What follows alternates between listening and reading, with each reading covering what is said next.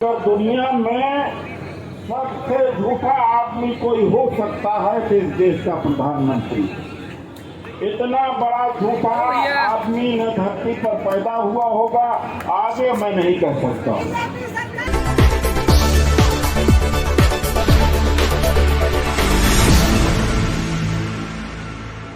तो साथियों, मैं बात कर रहा था कि ये सरकार कितना झूठ बोलती है। अगर दुनिया में सबसे झूठा आदमी कोई हो सकता है तो इस देश का प्रधानमंत्री। इतना बड़ा झूठा आदमी न धरती पर पैदा हुआ होगा, आगे मैं नहीं कह सकता।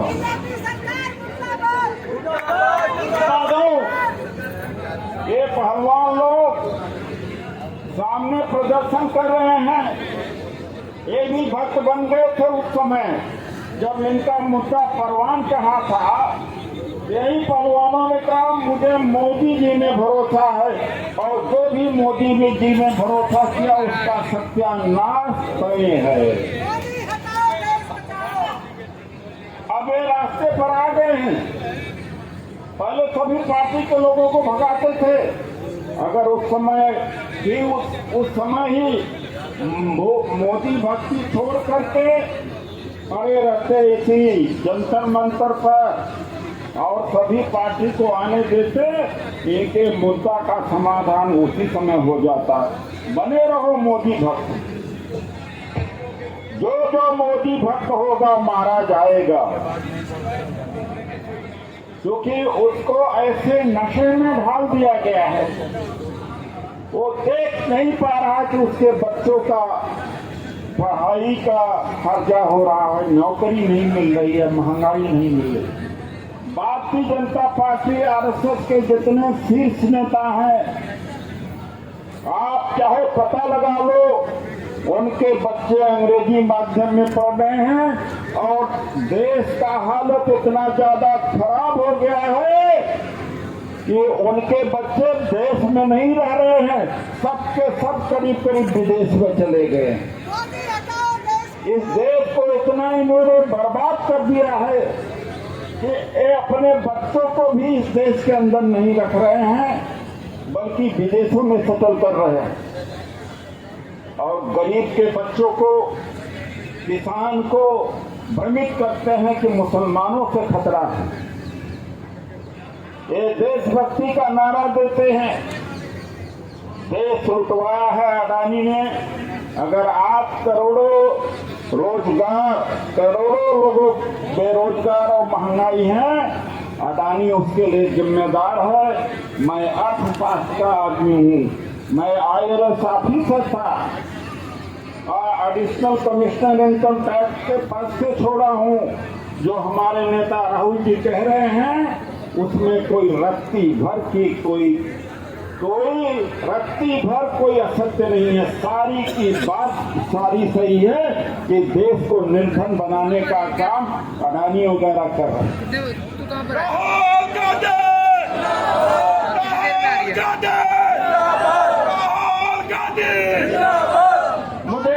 मुझे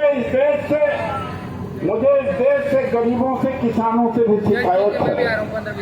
मैं देख रहा हूँ हजारों की संख्या में आए हैं चाय के जुगाड़ में, और कहीं और चले जा रहे हैं। तो कहीं न कहीं तो कमी है। जब तक आप पूरे समर्पण और मिशन भाव से नहीं लड़ेंगे, तब तक ये आपका इस देश को पटरी पर नहीं लाया जा सकता। देश बहुत खराब हो चुका है। इतना खराब हो चुका कि जो ARSS के बड़े बड़े बिजनेसमैन जो फंडिंग करते हैं, जो शाखाओं में जाते हैं, जो मिनिस्टर हैं, MP हैं, जरा पूछो तो उनके नाती पोते कहाँ हैं। सबके सब जुगाड़ में लगे हैं कि दुबई में, सिंगापुर में, अमेरिका, कनाडा में बस जाए। इतना इन्होंने जहर घोल दिया है समाज। ये हालत है। हमारा ये मनरेगा 2005 में यह कानून लाया गया था। इस कानून के तहत साल में जो ग्रामीण क्षेत्र के मजदूर हैं उनको कम से कम 100 दिन का रोजगार देने का गारंटी राइट। ये कांग्रेस की सरकार ने किया था। कांग्रेस के लोगों, देश के कमेरों, मानवतावादियों, सुन लो, नरेगा ग्रामीण क्षेत्र के मजदूरों की लाइफ लाइन है। मैं उस समय संसद में था जब मोदी जी ने इसकी खिल्ली उड़ाई थी कि नरेगा कांग्रेस की गरीब बनाने की एक जीती जागती एक पहचान है। इस पहचान को हम जिंदा रखेंगे कि किस तरह से कांग्रेस ने इस देश में गरीबी लाई, मजाक उठाया था। और जब कोरोना भयंकर रूप से इस देश के अंदर अपने सिर को उठाया तो नरेगा ही था जो देश को बचाया, ग्रामीण को बचाया। और मजबूरी में इसी सरकार ने इसका बजट 1,11,500 करोड़ किया, जो आज काट करके केवल 7,000 करोड़ कर दिया है। ये सरकार कितना दलित विरोधी है, महिला विरोधी है, मजदूर विरोधी है। इसका ये सामाजिक न्याय की स्थिति, और अब इसे खत्म किया जाए। ये हमारी ही कमजोरी होगी कि हम ये जो 15 करोड़ फेसबुक पेज पर आप सभी का देश के अंदर जिस तरह से मौजूदा सरकार जो परिवार हैं जो इससे जुड़े हुए हैं उस तक हम न पहुंच सके। अगर हम उन तक पहुंच जाएं तो केवल 15 करोड़ परिवार से ही पार्टी को सत्ता में दोबारा लाया जा सकता है। एक ऐसी योजना जिसको ग्रामीण अंचल में वरदान की तरह साबित हुई, तमाम लोगों को रोजगार मिला।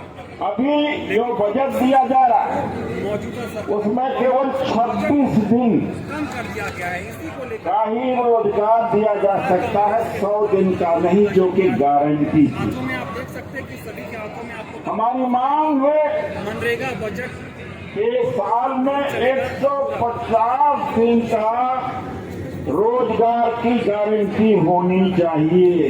इस मांग का समर्थन आप करते हैं कि नहीं करते हैं?